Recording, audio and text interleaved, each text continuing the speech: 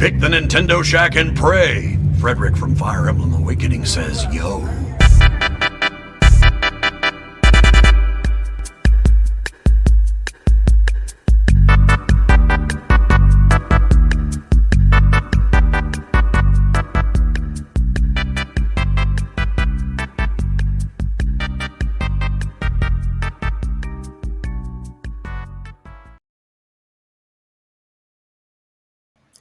Greetings, Koopalings! Welcome to this week's episode of the Nintendo Shack podcast, and happy September! Everybody knows what September means in the world of Nintendo, and we've got some special guests here to back up everything that everyone's been hoping for. We have the man, the one, the only, Jeff Grubb. How are you doing? I'm doing great. I'm happy to be here, ready to talk about some Nintendo stuff. Absolutely. I'm looking forward to some of the games they got coming out later this year. I'm looking forward to them hopefully announcing even more here pretty soon. So yeah, let's talk about it. Absolutely. We're going to talk about everything that's been going on, and I know everyone wants to hear about everything that you've been saying. You've been making your rounds in the news lately, talking about what to expect later this month, and we will get to that. Garrett, how are you doing tonight? Yes. Oh, I'm doing great. Yeah, I'm ready to talk about direct news. I'm not Nintendo, by the way. I'm just letting you know. It is. Who's more Nintendo? It is September. Garrett or Jeff Grubb? We don't know. We really don't know. We're gonna figure it out once and for all tonight. Let's settle this. Yeah. Absolutely. What I've been up to, real quick, I'm just gonna say, I started school this week. The school year started. We had our kids start the first, couple of days this week. So I have been totally exhausted, totally, kind of immersing myself into that. Jeff, your wife is an educator as well? She was until this year, and she is kicking it back right now. Actually, that's not true at all. She is responsible for now taking our kids to school nonstop. Good for her. She's thinking about going back to educating. I'm like, please just take a couple of years off while they're young. Take a couple of years off. Go back in like 2 years. Like when Addie goes to my youngest, she's 3. She's in preschool. She has half days. Like when she goes to full year kindergarten, then you can go back. But like right now, when it's like all this stuff is happening, they're so young. She hasn't had a chance. I was home with them for years, so I'm like, no, just take a couple years off. So that's what we're going for. And I could tell that she is happier. I'll say, not having to deal with the stress of dealing with the new school year, which is always it was a tough time. And it's like, and you get in the groove of things. And then October was even worse for all these different reasons, but. She definitely did it. She did that for 8 years, and boy, that seemed like a stressful thing. So that's what you're dealing with right now. It sounds like that's a good time for her to take a little bit of time off, the right age for the kids, especially just how crazy the past few years of education has been. So good for her. Very happy to hear that for her. I'm at a new school this year, so I am learning all the ropes and dealing with all the craziness, but I won't get into all of that. I'm also playing some Squid Game. I don't know. Have you ever heard of some? I don't know. There's apparently some Squid Game that I might play exist. Kid games. I'm trying to think of it. Really? Yeah. I don't know. So actually, I haven't been up to too much else. Jeff, what have you been up to in the Nintendo realm lately? What have you been playing? Well, what I've been playing, I've been getting I said like I'm trying to make it happen. I'm not. I set my Switch down and they pick it up and they want to play the games. And for the last week or so, the 5-year-old has just been like, nope, it's time that I get into Mario. And so she's just been playing Mario Odyssey sort of nonstop. And it might have started. She saw me playing Super Mario 3D World with some friends online. We were doing the network play, and I think she was like watching over my shoulder and like, hey, can I get in on this? I'm like, yeah, this is actually for work. Later tonight we could play together. And then I sat her down. I'm like, you've played Odyssey before and you like that. So we've been sitting down. I've been actually like walking her through like understanding what Mario is. She mostly still just wants to like run around, but she's at a point now where she's figuring out how to explore the worlds, jump around, take over. How old did you say? 5? 5, yes. She's figuring out how to take things over with the hat. She's cool. knows how to get back in the ship, go to different places. So when she gets bored of one place, she knows how to get to the next one. She understands like awesome. some of the things were like, she's getting in the ice cold water. So she tried to put on warm clothes back in the ship. And she thought that would help her with the really cold water. I'm like, well, no, you're going to have to like take over that fish. And then it clicked for her. And now she's taking over all kinds of stuff. It's fun, like, and mostly like she was doing this while I was working out, and I was kind of watching her from the other room. She was just like exploring on her own, and I'm like, oh, it's just happening now. I was 5 when I got into Super Mario Brothers as a kid, and like the rest of my life has just been video games. And I'm like, if she so chooses, if that's what she wants, it's happening right now. And if she, gets into other things, that's great too. I honestly don't care. But it's like, if it were to happen, it is kicking off right now. And so my week in gaming has mostly been just kind of watching her play a lot of Mario. Although I did also get the Retroid Pocket 3 in the mail. This is a very pro Retroid Pocket yes, stream I'm aware or podcast. To this podcast, Retroid Pocket. It's just Retroid Pocket 2 Plus. Basically, this one has like 1 more gigabyte of RAM. It's going to be able to run some games a little bit better. Whatever. I mostly got it for the form factor, which is very Switch Lite. And then I also got it for the bigger screen. And I think that makes a big difference. And, I'm still going to be playing a lot of 4x3 games on here. So it's like the 4x3 screen on the old one would have been just fine. But I don't know, having a slightly bigger screen, having this feel a little bit like softer around the edges. I still have my Retroid Pocket 2 Plus around. I can use that when I need it. But I am pretty happy with this so far.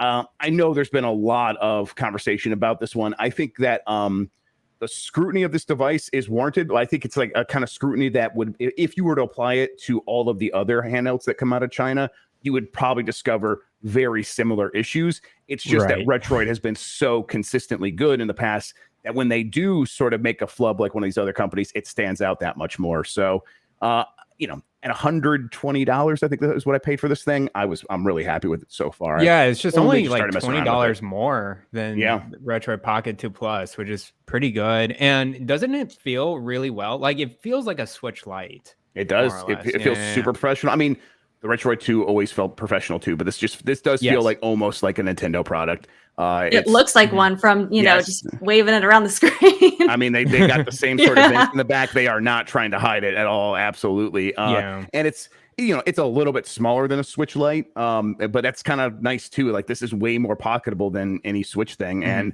it's running everything up through a little bit of GameCube, a little bit of Dreamcast, but I'm still going to mostly be playing stuff like N64 and Super Nintendo on here. Right. And for that stuff, it is, of course, it's fantastic. And, having all the Android support, it's an Android base. So having all those emulators there, not having to worry about like, oh, is this going to get support? No, it's already there and it's already working. That makes it really great. So my first Retroid Pocket 2 that I think I was last on here like maybe 2 years ago. I think we were talking about it then. I had that one. I took it on a road trip, put it in a bag, and the screen got cracked before I could finish Super Mario RPG for like this third or fourth time or whatever. But so I was trying to get that save and put it on here so I could actually finish that playthrough, but I can't find it on my original Retroid Pocket. So I might just Does it have a better battery life at all than the 2? I haven't played around with it enough to know for sure. It seems like it has a pretty solid battery life though. Cool. I just got Excite Bike 64 running here. It's been going since I came downstairs, and it's gone from like 85 to 82%. It's probably over like a 25 minute period. No, longer than that, actually, like 35 minutes. So yeah, that's pretty good. For an N64 game running on an emulator on an Android device, that's pretty good. Awesome. And I heard the OS on the 2 Plus and the 3 are pretty good with Retroid. Yes. With my Retroid Pocket 2, I had to update it, and I actually put a new it's Android based, but it's in a different whatever operation system or whatever. It's definitely an older version of Android on there. Absolutely, yes. This one, I use Android, so I'm familiar with a lot of its features. I know it's a more modern one because you can draw up from the bottom, and it gives you like the most recent things that you've used. And it's a touchscreen too, which is nice. It's touchscreen, right, exactly. So that's I know like immediately. Okay, that's a relatively recent feature of Android. And on top of that, it's really snappy. It's way, way snappy. So it's like it feels like a modern touchscreen Android device when you're using it that way. Nice. And it makes it very easy to like, I'm just going to plug it in. We're going to put the ROMs on there, and then I'll do the rest of the configuration on the system itself. And that's pretty cool. I will say in a post Steam Deck world where everyone has a Steam Deck and everyone is building all these tools to just make Steam Deck work with all your stuff. Having Moopin 64 be like, okay, yeah, we'll just pre-install that for you as soon as you boot it up. Okay, that's great. Why is it not then also just pre-configured for this machine? Like if you're going to give me that option, just also build the configuration tools into there. I have to go in there and do the control stuff myself because the physical controls, like, right, it's still popping up touchscreen controls because it thinks this is just a touchscreen device. That goes away if I start using the physical controls. But right, I just found out I was hitting the B button and that was operating like a menu button trying to take me out of the emulator, and it wasn't interacting with the game at all. So I got to go fix that. That was the one thing I didn't like about, and I still use it and everything, but the Retroid Pocket, it just doesn't feel very user friendly. Like for the average person, it's a little bit of a headache. Yeah, the Anbernick was always like, we're just going to do a lot of that stuff for you, and we're going to include some games. Don't tell anybody. They're just going to ship it. And Retroid has not done that. Retroid's kind of been like, no, we're on the up and up and all that stuff. So, yeah, I mean, I take it for what it's worth, and that I understand that. And I'm completely okay with that. It is a solid device. I am going to use it probably pretty frequently, but I could also see myself mostly going back to the Steam Deck within a couple of weeks. We'll see. It feels like the Steam Deck is more convenience, but that has the portability factor that the Steam Deck doesn't have. Exactly. And again, I have kids too. So if this doesn't get used by me, I can like hand this off to them in the back of the car. And at like $120, it's like, if it breaks, it's like, it sucks if it breaks, It'll be but also fine. It's like better than handing them the Steam Deck. It's better than handing them the Switches or whatever. Yeah. My Switch Lite that I do have, the right analog stick did break. It still works for like moving around this analog stick, but it doesn't click in anymore. I'm like, it's a bummer. It's $250. So I would really like to have another one of those, but I'm like trying to talk myself into either fixing it or buying another one. At $120, it's not disposable, but it feels solid. And I feel like I can handle them. It looks durable. Yes. And also I think it'll fit their little paws really nicely. So it'll be cute. Real quick, I want to go back to...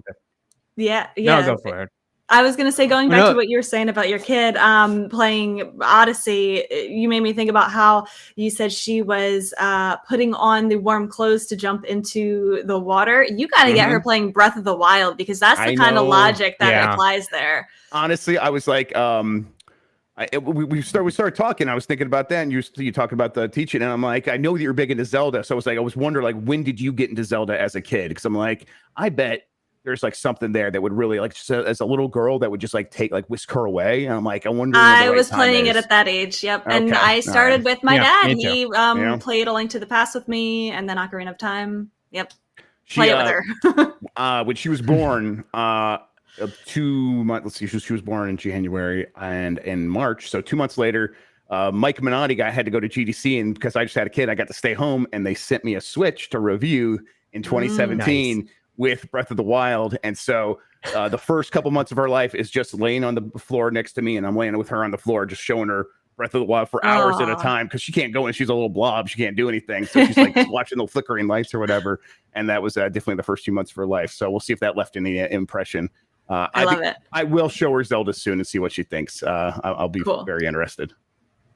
Yeah, keep us updated for sure. I will for sure. Yes. Garrett, tell us about Xenoblade Chronicles 3. I think the audience has heard enough of me talking about Xenoblade Chronicles 3 for the past month. Just update, I'm 40 hours in. I'm in chapter 5.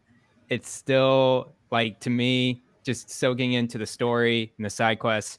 It continues to be one of the best written type of games. Monolith Soft is at their peak right now. And I'm comparing this game to like other games that really swayed me emotionally, including, the newly released Last of Us Part 1. I feel like it's up there in terms of writing, in terms of themes, in terms of the characters. It really grabbed me. But yeah, other than that, I'm just still playing it. So, Jeff, are you a Xenoblade guy? I was not. I'm in the process of discovering whether or not I have become one. I've been playing it for about an hour and a half to 2 hours every Monday for the last 4 weeks on giantbomb.com. We've been cool. It's my post Game Mess morning stream on Mondays, and I've been having a good time with it. I'm like, hey, if I stop having a good time, I'll just stop. And I've gone back 4 weeks in a row now. I think this is going to be upcoming. Well, this Monday's Labor Day, so maybe this will break the spell or whatever.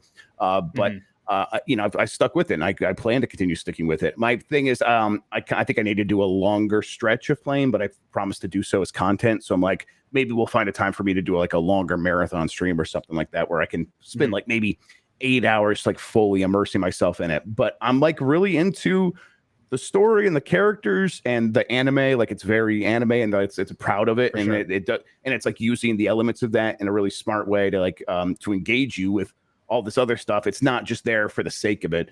And then the combat I've found to be continuously ramping up all the time. It's just like they're adding more and more and more stuff on top of it. And it started in a really strong place for me where it was like about positioning. And that's kind of one of the things I really like about combat in games is thinking about like your relative position to another enemy. But then there's a lot more to it than that, it turns out. So it's like, okay, it's keeping me engaged on a lot of levels. I think I'm really into it. It's like, I'm not an RPG guy typically, especially one of these, but this just seems like a really well-crafted game, and I'm appreciating it on that level. And then I think I'm also like slowly becoming a fan of what they're doing here.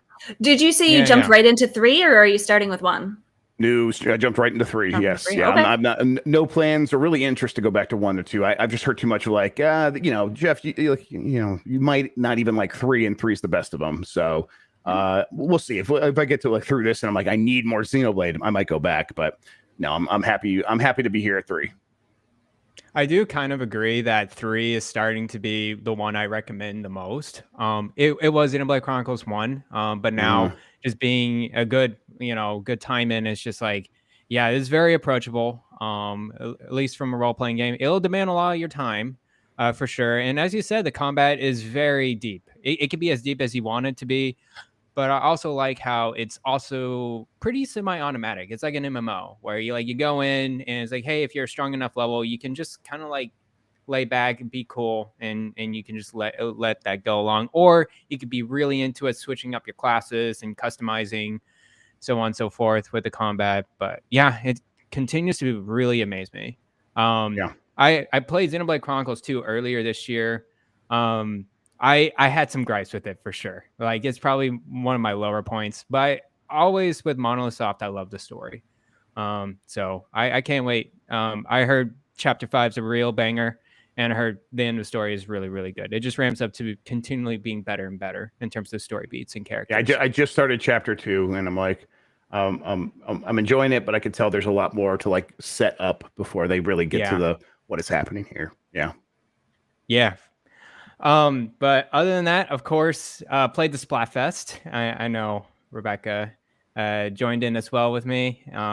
Going through, I actually was very busy that day, but me and Fiona had a few hours of time to get into it, and she really likes Splatoon, and now she is really getting into playing Splatoon again and Animal Crossing. She's been playing Splatoon 2 back into rounds, and so actually, I saw my go online with it earlier today. I'm like, she is hooked back in. She's hooked back in. And I actually sold my Switch Lite last week. I finally got a buyer. I had a list out on Facebook for like, I don't know, 2 months now. I'm like, oh, finally, I got a buyer. And so I sold it off because I don't need it anymore. Well, now she's been stealing the Switch and playing the round. So I have to go with something else to play. So I've been playing Horizon Zero Dawn on PS5. I actually wrapped up the DLC for that, the Frozen Wilds. Very, very good. I've been trying to get myself into Dark Souls 1 on PC. I'm not a Dark Souls guy, so it's been really rough just starting it up, but I won't get into it too much. I'll try it a little bit more. I tried Bloodborne earlier this year. I don't know. These games, it gets really hard, but I love seeing other people play it for sure. But the last thing I want to mention is I started a little small stream this past weekend, and I was like, you know what? I want to try out this card role-playing game from Monolith Soft that came out on the GameCube. That's so weird and so far out. I can't believe they made this. And that's what I played on Dolphin Emulator, is Bunkaido's Eternal Wings and the Lost Ocean. I'm surprised you didn't play this forever ago. This sounds like it was made for you. Yeah, I honestly never heard of it until I was like the past year or whatever. I didn't know Monolith Soft made it. And it looks like I mean it's a very weird RPG. And on the GameCube, the system with like the least RPGs and not that strong in that field. Well, that's why I remember it, because it's like whenever an RPG would come out, people would be like, "This is going to be the GameCube RPG to rule them all." Right. Right. This game is interesting. I love the combat mechanics of this game. It's like you have your own deck, and then you pull that deck out, and you got attack and defense and whatever. And it's kind of like this. It's not turn-based. It's like action-based type of deal, where play 2 cards like successively, and then the monsters can have an opportunity to like defend or whatever. And then it will be vice versa. So I'm still getting into it.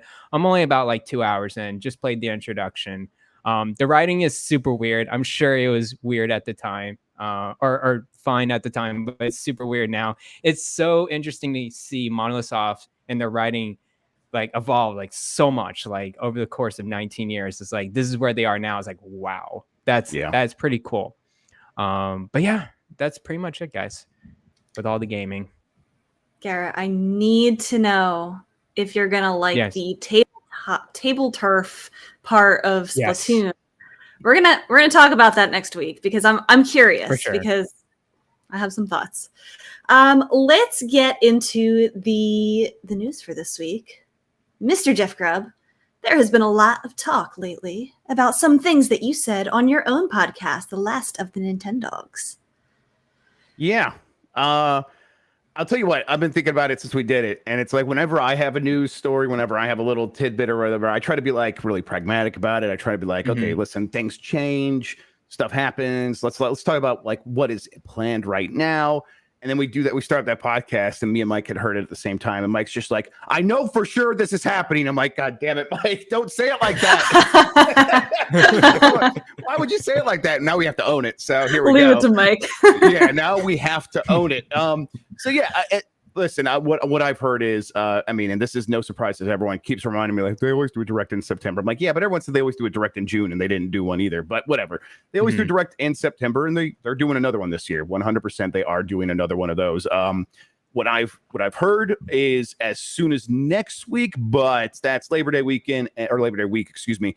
And then the date I've actually heard from a reliable source is the week of the 12th, which to me means probably like the 13th or the 14th, most likely the 14th. Just to interrupt you real quick, I would like to go on record by saying last week on our podcast, I said that there was going to be a direct on the 14th. So you heard it here before you heard it from Jeff Grubb. Just saying. And I think it's a really solid guess too, because it's like it's just circumstantially all that stuff lines up. Like they're not going to probably want to do one on a short week on a Labor Day, coming out of Labor Day weekend, and then like Nintendo America come on, like we got to like get to work right after this. Especially right before Splatoon 3 coming out, they won't want the spotlight to be taken away from a new release. Right, and then what's on the other side is Tokyo Game Show, and they usually try to do these before Tokyo Game Show, so that leaves you 1 week in between, and so the days right before that actually. I think that makes a lot of sense. And then the things we've heard are a lot of Zelda stuff. Now, I said the word blowout. Everyone is hyper fixated on, it's going to be a Zelda 100% focused on this. And it's going to be all kinds. They're going to do a deep dive on Breath of the Wild 2. And I never said that. I don't know what their exact plans are, other than I suspect, and it's been intimated to me. So I'm like, this is probably happening, that we will probably get the name of Breath of the Wild 2. And then we will also get the ports of the Wii U HD transfers of Wind Waker and Twilight Princess. Metroid Prime is also supposed to come out this holiday, so we should get that as well. So then that's when we started talking about, that's a lot of remasters, what's happening here, especially a lot of kind of GameCube remasters. Will they theme it around that? We have no idea. There could be so much in this thing that it actually won't stand out as like that's a lot of remasters. I put this in the Snitch, who is that other leaker that always like has things like a couple days beforehand. He just tonight was like intimating that It Takes Two will be coming to the Switch. That's one of the games I've heard. Will be in the direct. So nice. There should be a lot in there. It should be pretty big. It should be much bigger than the series of stuff they did throughout the summer when they didn't have a real general direct. So it's exciting. I'm looking forward to it. But beyond that, I'm just as clueless as everyone else. Like, that's the stuff I know. And then, the exact day, the length of it, who, like all the other third-party participants, like what other stuff Nintendo could be bringing, no idea. And I'm ready for as many people to guess as possible. Do you think they purposely held off from having something around the June timeframe in order to make this a bigger event? I think it just didn't line up over the summer, where it's like, hey, what do we have for this holiday? Well, the big ones we've already talked about. We could start talking about stuff for next year, but we are actually still kind of in this weird situation where maybe we are determining internally exactly what it's going to look like going through 2023. It definitely feels like they could. there's two things there. It feels like they could have the next hardware, whether that's a Pro or a Switch 2 ready by the end of next year, and maybe they're trying to dial in exactly when that's going to happen. So it's like, instead of making promises now and talking about things now, let's just wait a little bit until we're a little bit more certain. And because we can skip this and we'll be just fine. It's not going to hurt anything. We're selling stuff as much as normal. And then once we get to the closer to the holidays and we're ready for that push into the holidays where it's like, let's make our statement for why you need to be here for a Switch, we could do it then. I think it just was a very, just like, this is the easiest situation to pull off, and it fits with our strategic goals. It's kind of what it feels like to me. Now, real quick, the other thing there is I'm kind of can't wait for this direct to come and for this stuff to just happen so that I could just very slowly explain to people Nintendo is holding on to so much. So the big problem with everyone has with these predictions and these this reporting basically is that they've heard about these Zelda ports for a long time, and they've heard about Metroid Prime for a long time, and it's like, that hasn't happened yet. Why would it happen now? I just want, Nintendo is holding on to so much for so long, and it is weird, absolutely, but that's why you could hear about it for so many years. They've been considering this, and then they've been doing it, working on it, and then it gets finished, and then it takes forever for them to decide, and now it's time to put it out. And no other company in gaming is behaving this way. This is just a Nintendo thing, so it is strange, but it is the way it's working. So you're going to hear about stuff like a Fire Emblem game, which we've heard is basically done and has been done for upwards of a year. They've never talked about it. They've never mentioned it anywhere. Yeah. It's just sitting there waiting until they're ready. And there's a couple reasons why this might be happening. It needed to come out this year for my fantasy critic. I know.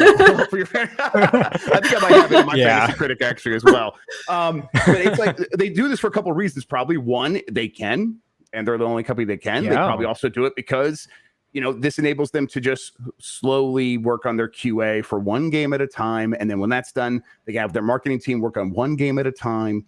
And things are just working in this linear fashion where there's a line, you get in line, even if your game is done, and we'll get to you next. Once QA is done with this game, they're going to get to you next. It feels like it's like just that sort of thinking where Nintendo's like, we're going to be very, not streamlined, but just very svelte in terms of all the hiring we might do for all these other departments. We're not going to try to bulk up to try to deal with this logjam of games. We will just find a way to deal with this logjam of games in a calm and collective way, and we'll get to them when we get to them. It just feels like now maybe they're at a point where, okay, that strategy is meeting up with maybe a Switch Pro or Switch 2 coming out soon, and that's like some of these games probably need to come out before that switch happens, that jump to the next thing happens. And I think they're like, okay, let's do the blowout right now, and then we'll the next couple of months, maybe any time between the next couple of months and a year from now, start talking about new hardware at that point. And then that leaves us with this direct right now, which could be a pretty big deal.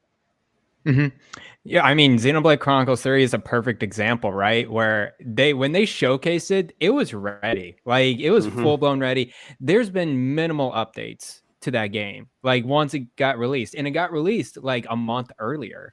And it's just like, they've been really holding on to preparing for a long time now for their first party, which is super cool.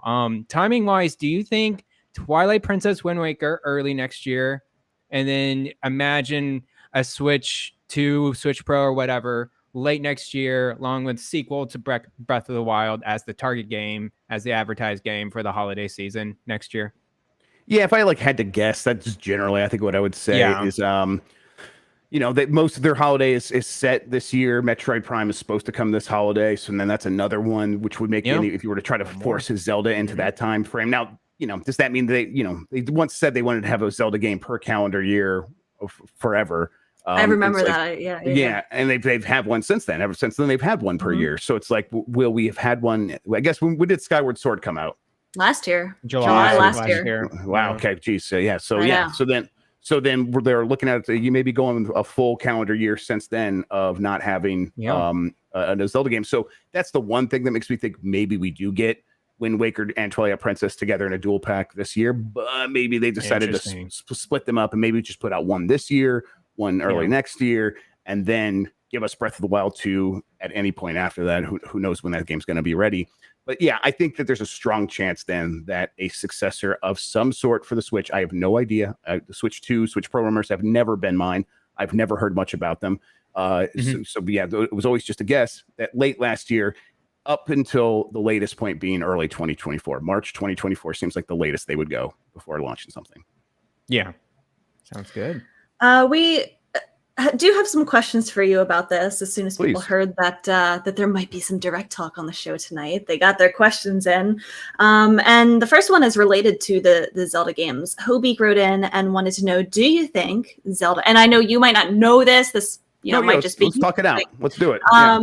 Do you think Zelda Wind Waker and Twilight Princess Switch ports would have any significant content added or be fairly straight ports from their Wii U incarnation? Yeah, my gut here tells me that it'll probably be pretty straight ports. I think that if they were, they already edited both of those games. Definitely Wind Waker got a pretty significant edit for the Wii U iteration, right? So beautiful. Mm-hmm. Yes, and like they like shored up like the length of the sailing at the end, right? They like you had to do less of like the. They added the Swift sail. They got rid of half of the Triforce Hunt. Yeah. Exactly. So it's like I think they've done their editing that they were going to do. And if they were going to add something, I think that team is very, very, very busy with Breath of the Wild 2 at this point. And so I like, just based on those factors, I would say that's probably just going to be the Wii U versions again.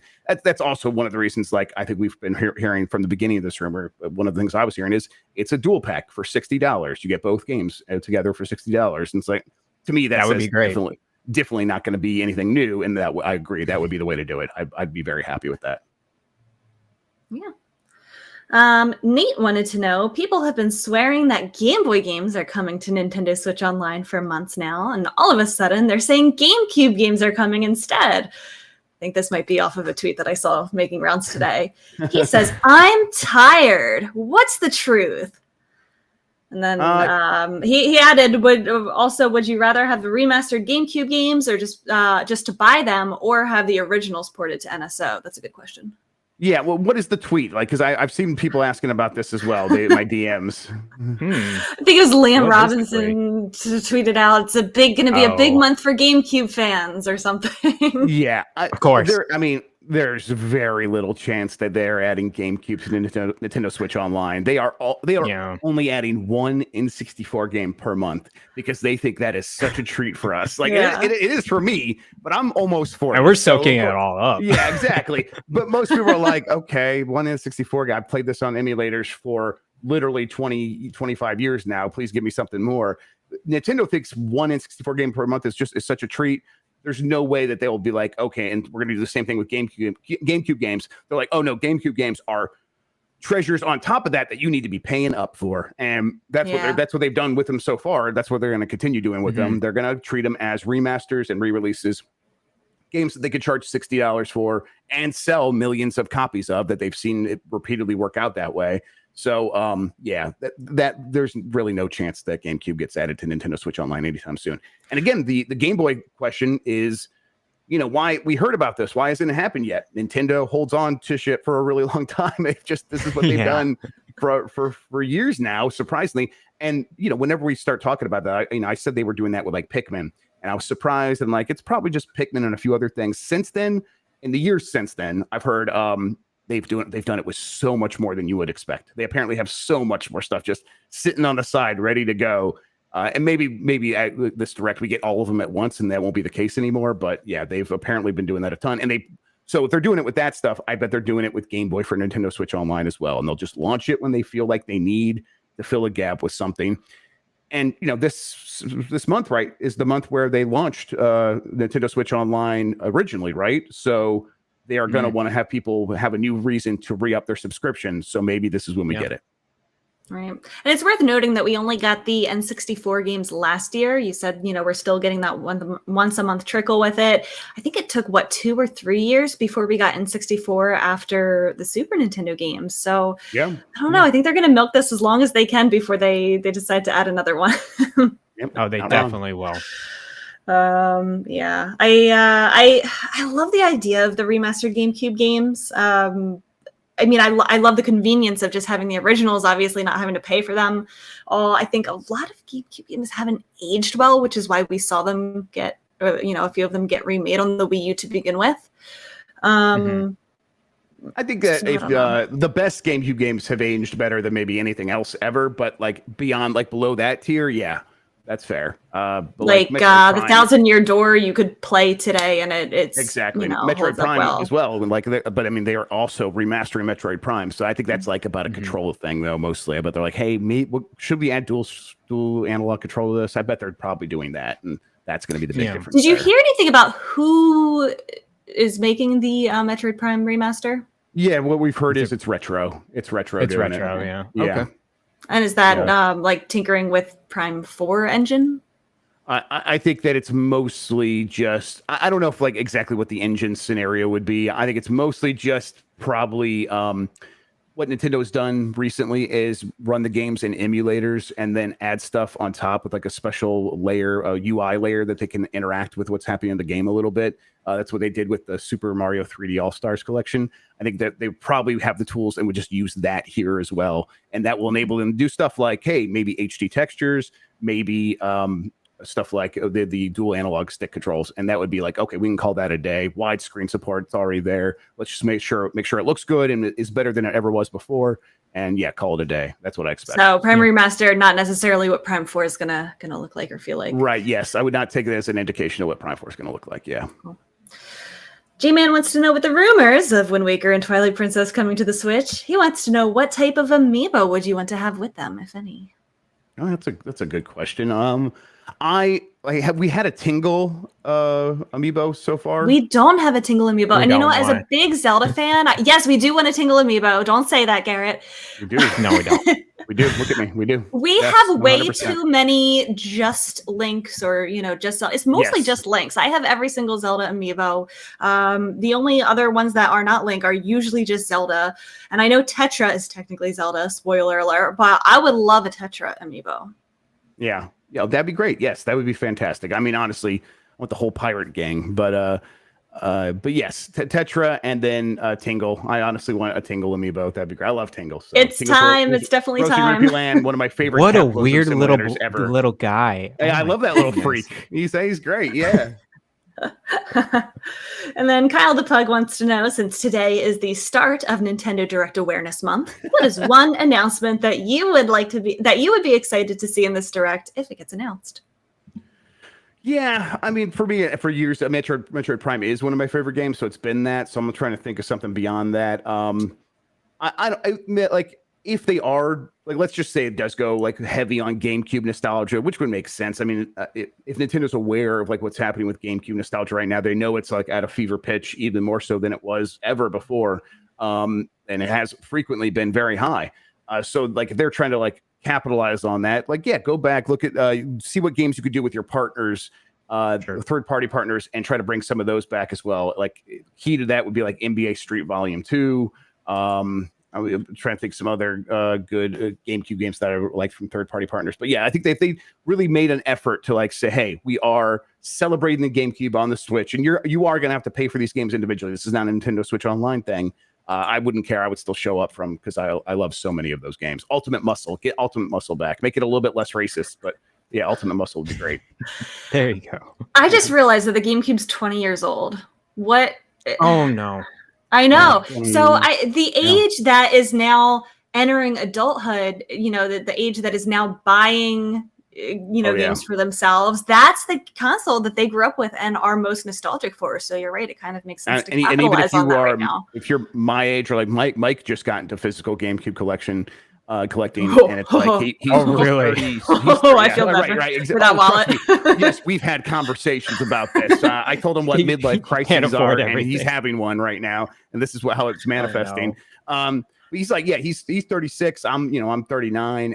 For us, like we grew up with NES and Super Nintendo, but GameCube was just so good. It was such a great exemplification of what Nintendo was capable of when they were refining their 3D gaming, that even for us, it's like a big deal. So it's like this 20-year period of people that revere the GameCube, and there's 25 million GameCubes in the world. So it's like also like this precious thing.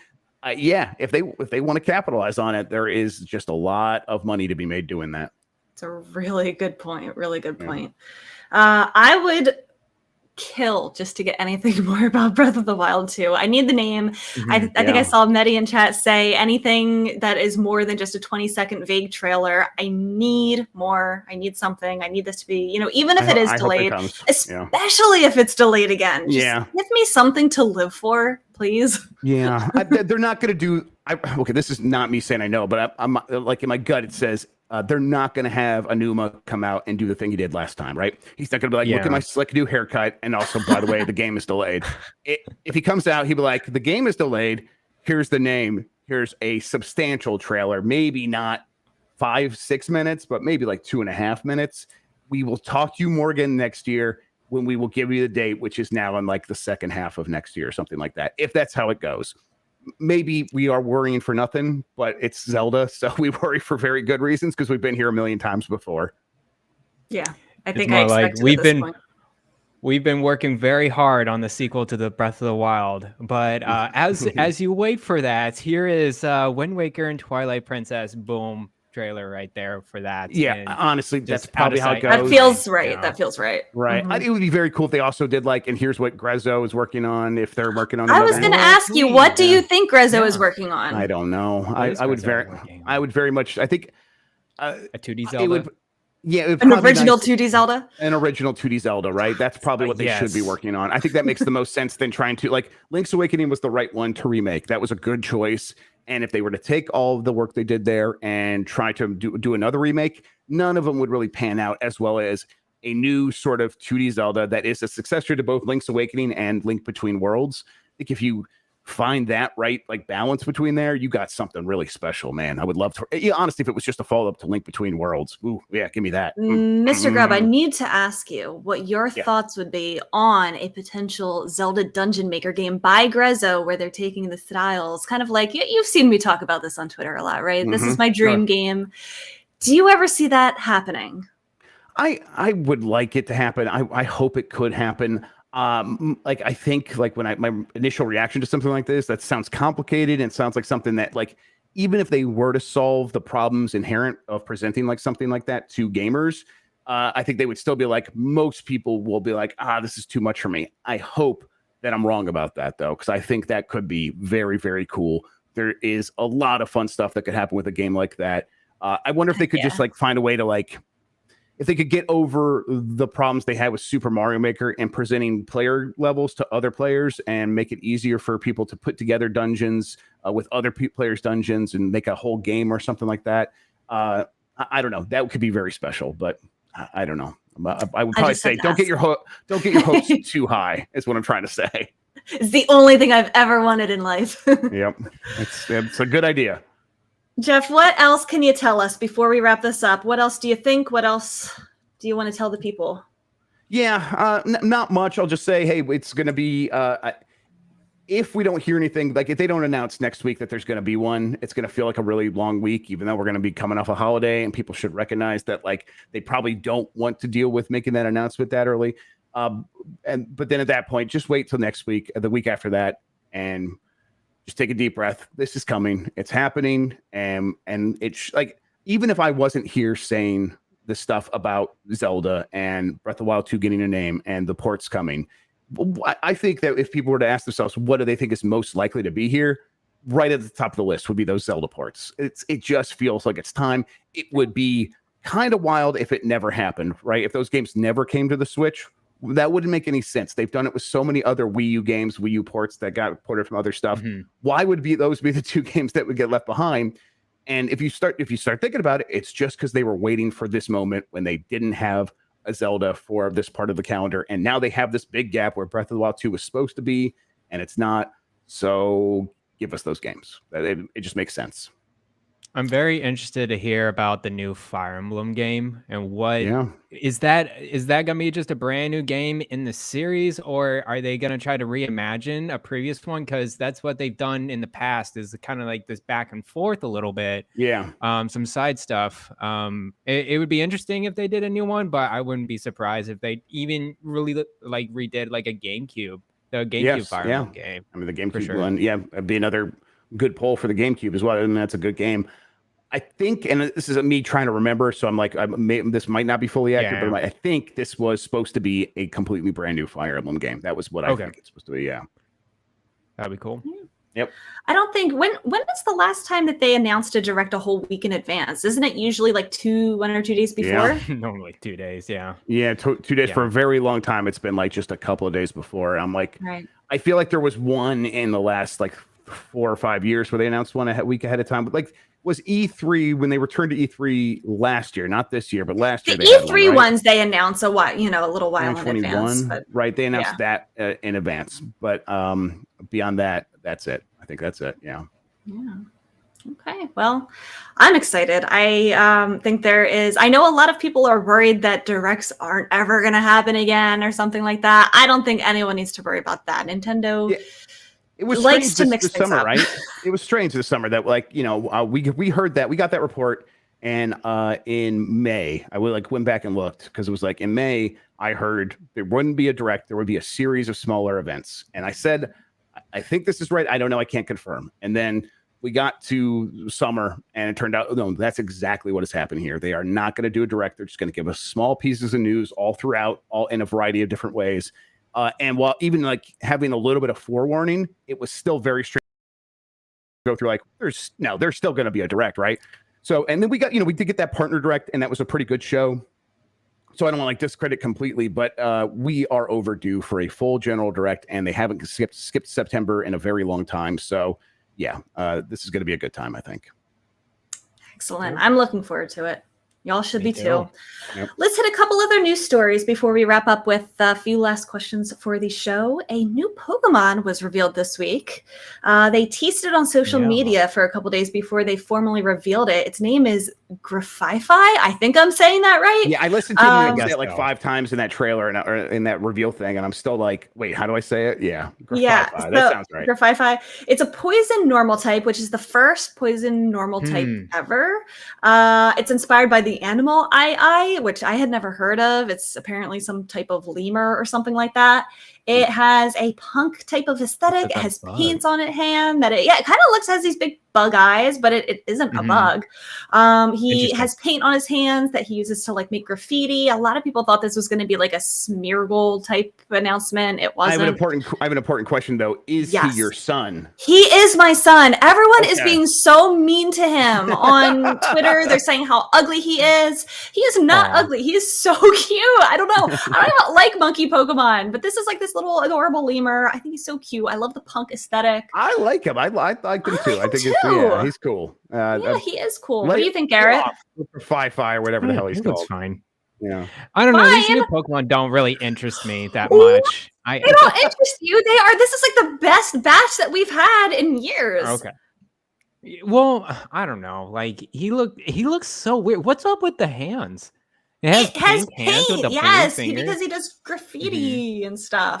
He's gonna go vandalize some stuff. He's doing crimes, Garrett. Yeah, he's cool. Yeah, he's doing crimes for us. There we go. Yeah, there's the monkey. He's so cute. I love his eyes. Like I like that he has the bug eyes, but isn't a bug because I don't like bugs. And I like his spiky hair, and I like his ears. I like his hoodie. He's like wearing a hoodie over his you're right. It is like a hoodie.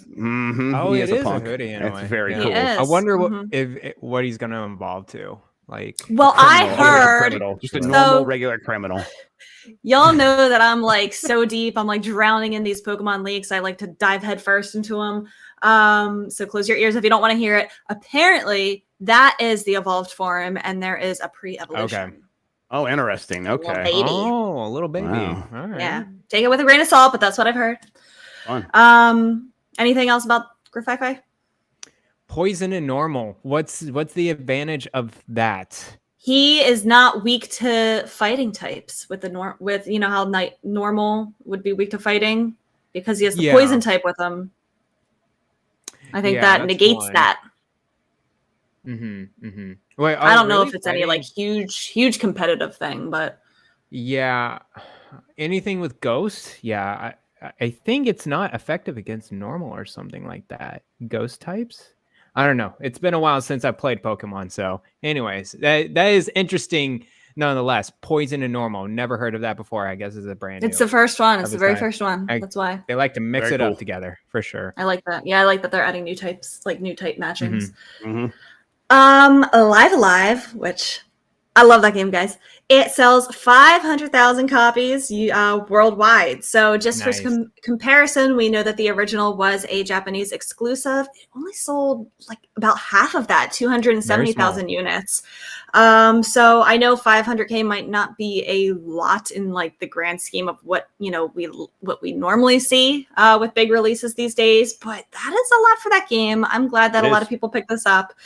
They also announced earlier that there is going to be a Live Alive concert in Japan next year with the game's composer, Yoko Shimomura, as well as Undertale's Toby Fox. We know that, I think I talked about this before, how the boss theme in Live Alive inspired Toby Fox's Megalovania song in Undertale. That's right, yeah. It is such a banger. You should go listen to that song. I want to go to this concert so badly. I hope that they put out some kind of recording or show of it. I just saw that. Didn't Japan say that they're like open back up for business and like welcoming all travelers now? Or did I make that I up? saw that. No, I did see that. Mm-hmm. Oh, it's time to go, everybody. Let's go to Nintendo World. And go. Did you play Live Alive, Jeff?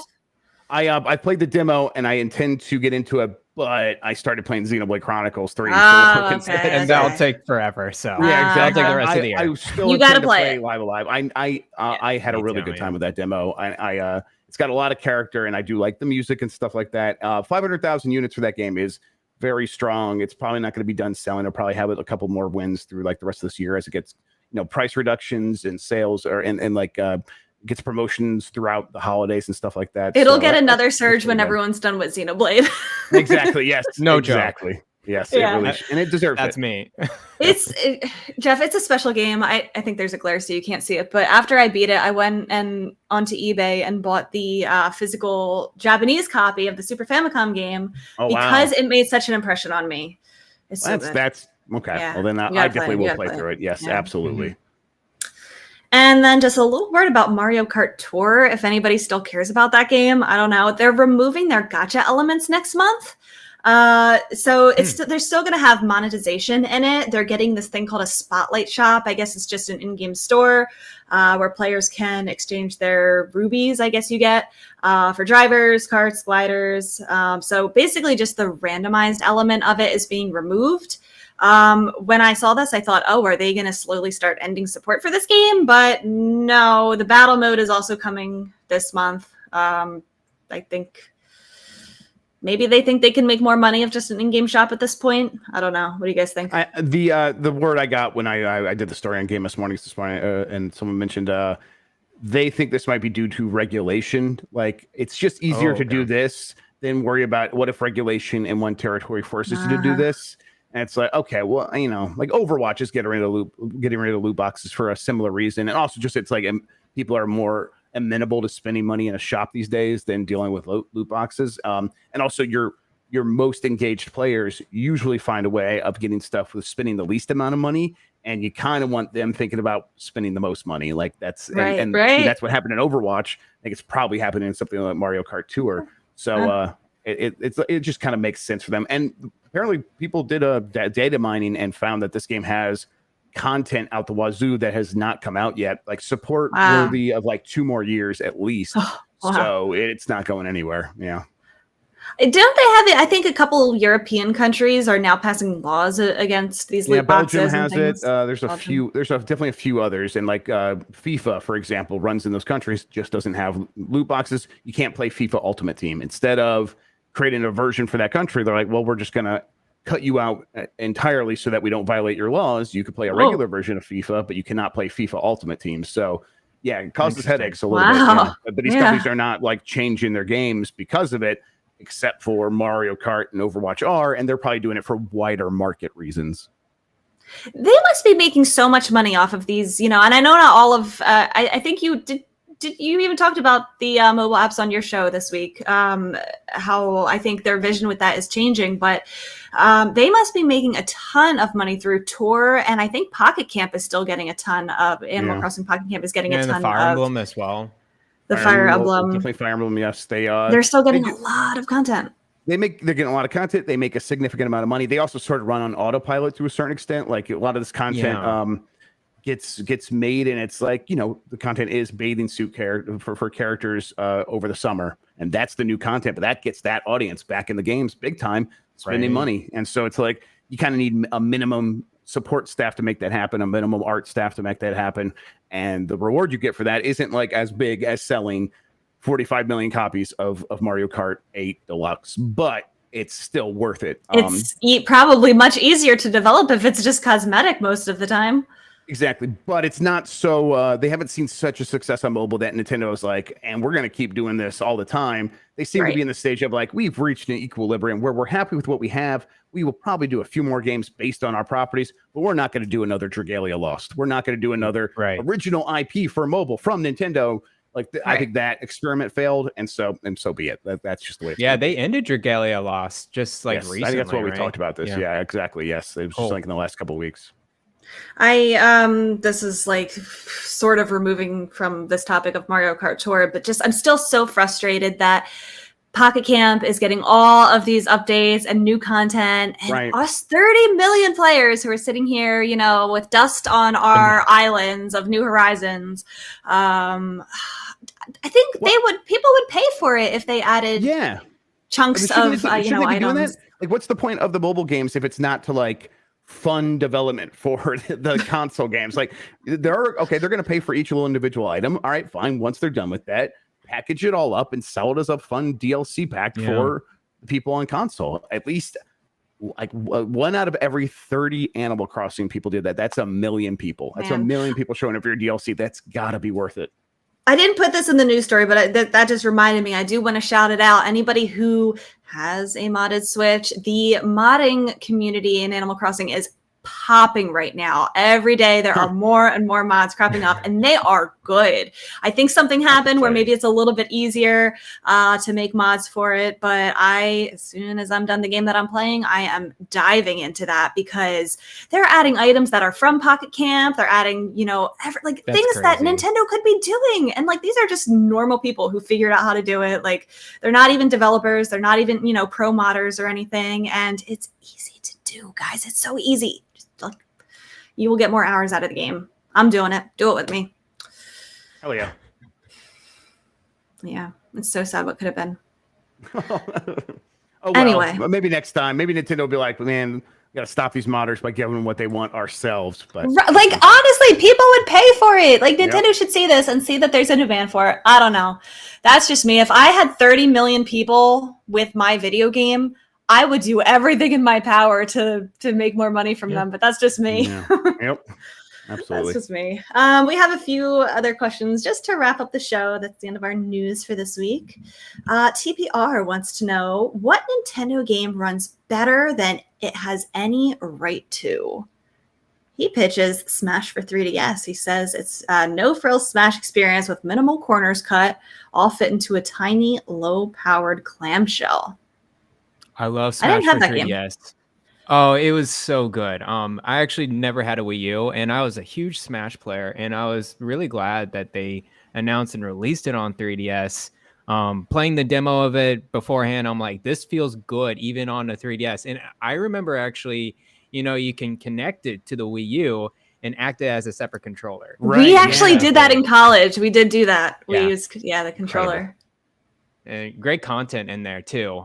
Exclusive content for the 3DS for sure. Mm-hmm. I didn't know that. Good call, TPR. That is a great game. Yeah, that's a really good answer.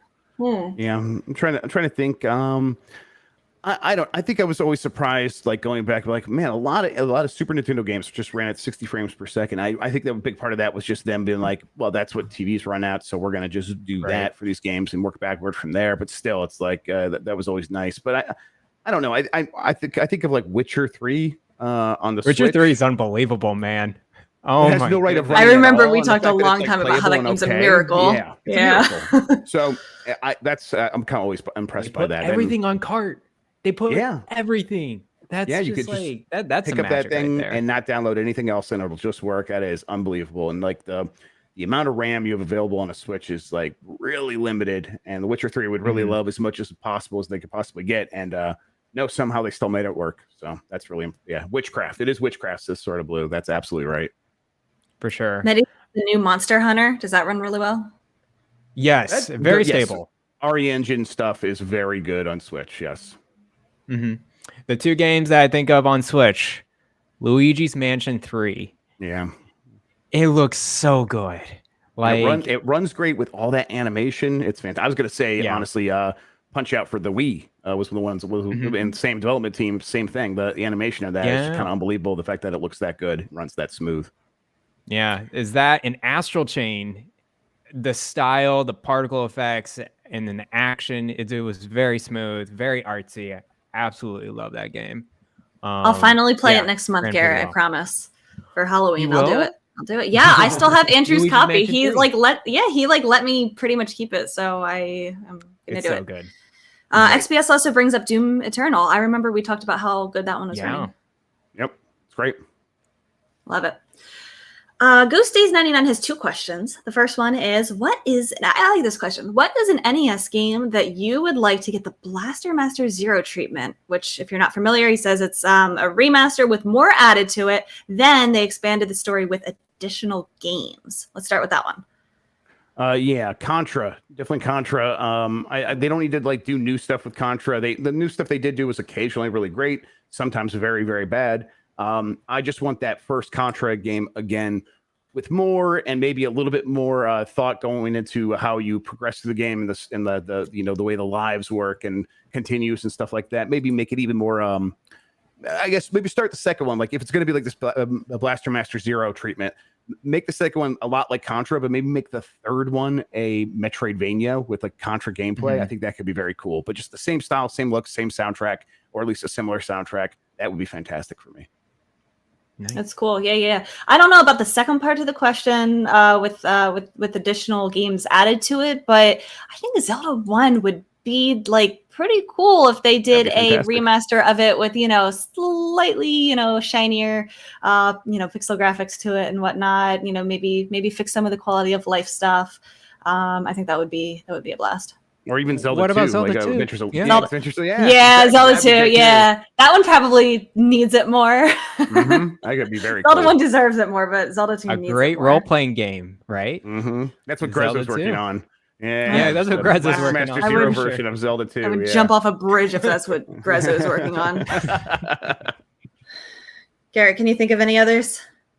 I wasn't a big NES person, to be honest with you. I started with the SNES.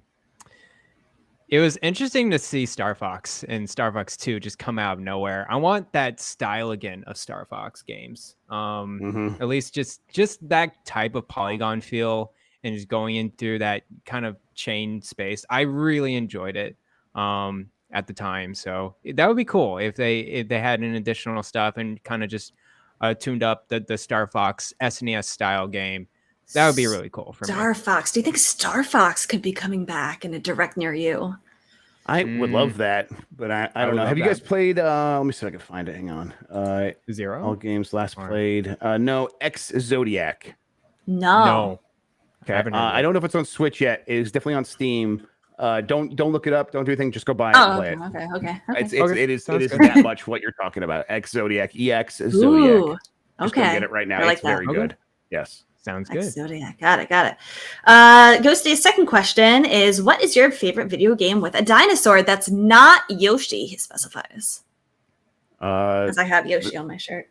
Yeah, look at that. That's a good looking shirt. I think this is not my honest answer, but Star Fox Adventures. Isn't there like a bunch of like dinosaur people in that game? There are dinosaurs in there, for sure. Yes, exactly. So there you go. Star Fox Adventures.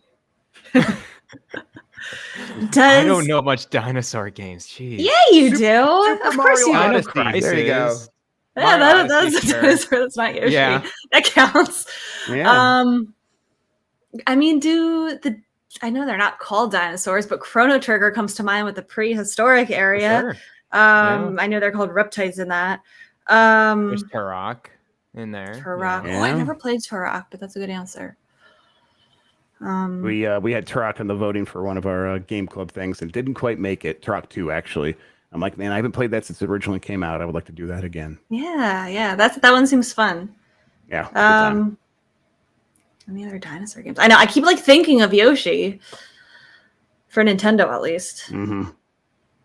Yeah, I'm like, Evo Search for Eden on the Super Nintendo. That one's all about dinosaurs for like half of the game. Keanu Meeves wants to know your favorite Keanu Reeves movie because it's his birthday. Yeah. I looked it up. Easy. He's 58 and oh my God. Oh my goodness. I'm attracted to a 58-year-old. What the heck? He's perfect, yes. And I love that he dates women his like age and stuff, and like he dates like they're like artists and stuff. And I'm like, oh, you're a normal dude. You rule. Oh my God, thank you. Apparently he is like normal. Like he will just like he'll take the subway, like just wear normal clothes, not celebrity status kind of thing. Yeah. So I had to look up a list of Keanu Reeves movies. I'm so sorry. The only one I've seen is Toy Story 4. He was Duke Kaboom, the voice of Duke Kaboom. So here's what you do. You're gonna leave this podcast. You're gonna go get Zodiac, and then you're immediately gonna go get the movie Point Break, and you're gonna watch that, and it's gonna change your life because that is not only the best Keanu Reeves movie, it's one of the best action movies of that time, of any era. Point Break, it holds up today. It is such a good time. It's so much fun. It's stupid in a really good way and really smart in a lot of ways too. It's just a really great action movie. It's done by Catherine Bigelow, who did Zero Dark 30, that movie about like killing Bin Laden or whatever. Yeah, I like that. It's got like so much more style than even that. So yeah, it's a great movie. Great. Okay, I'll do it. Great, thank you. I have to go with Matrix on this one for sure. I might have seen parts of the Matrix. I think I've seen parts of it. Who hasn't? Mm-hmm. Wait, did you say Point Break? Is that your favorite? Yes, Point Break is my favorite. I do like Bill and Ted as well. Those are all great, but Point Break's easily my favorite. Awesome. And finally, Matt Cole wants to know what can hold more, Donkey Kong's Banana Horde or Link's Pockets? That's a good question. I think it's Donkey Kong's Banana Horde because I'm thinking of like the original Zelda, where he could hold 255 coins because that was how much like an 8-bit register could track, right? It was like you could go up to 256. That's why like on your IP router, it's like also 0 to 255 or whatever it is. And like, there is a limit to your item slots. There is a limit to your rupee count. Is there a limit to the number of bananas you can get in a level? In Donkey Kong Country, I think it's, oh man, I think it refreshes every time you get a life or something. It's either 99 or 999. I would have to check if there's a lot of bananas account. Mm-hmm. Yeah, more than I can eat. But the thing is, Link's Pockets, you're putting like large items in there. You got like medallions, and you got these big potions, and it's just these. He has a ball and chain in his pocket, like no joke. He's like Mary Poppins over here with his freaking pockets. That's a good point. Yeah. But in terms of sheer volume, I think it's Donkey Kong's Banana Horde. Yeah, probably. Mm-hmm. I like that question, Matt. That's a good question. And that is going to do it for today's show. Jeff, thank you so much for joining us and sharing your knowledge with us. And we love having you. We got to have you on the show more often. I appreciate it. Thank you for having me. I appreciate it. Yeah. Let me end with this then. What is the next Nintendo game that you are looking forward to buying and playing? Well, definitely Splatoon 3. We're just like a week out from that. Mm-hmm. Yeah, week from exactly. Today. Yeah, week from today. Man, that's very exciting. I am looking forward to that very much. I am ready for my Discord to like go crazy for Splatoon. Us playing all the time. Heck yeah. I'll be playing on like for work and stuff like that. And I'm trying to think if there's anything after because that one feels like so immediate. Like some people might even already have it. Let's say. Let's see if there what's one after that. I probably let's just go with it. Metroid Prime. Everyone should be playing Metroid Prime when that comes out. We need to have a Metroid Prime Assance where everyone just finally comes back and says, "No, it is one of the best games ever made." So I like the confidence. I like it. Yep. I like it. Okay. All right, that is going to do it. Thank you again, Jeff. Do you want to shout anything else out that you are doing or working on or whatever you've got going on? I do. I work every day at giantbomb.com. So just check me out there. And if you want to hang out with us more, or like, the stuff that I do, just join the Discord, discord.gg/gamemess, or you can go to gamemess.net and that'll take you right there. All right. Thank you so much. And hopefully maybe next week we'll be talking about an announcement for a Direct. Probably not. We'll probably be talking about Splatoon. And then the week after that, hopefully we will be talking about the Direct. Yep, I hope so. I'm so ready. Thank you again, Jeff. And we will see y'all next time. Have a good night, Gooblings. Bye bye.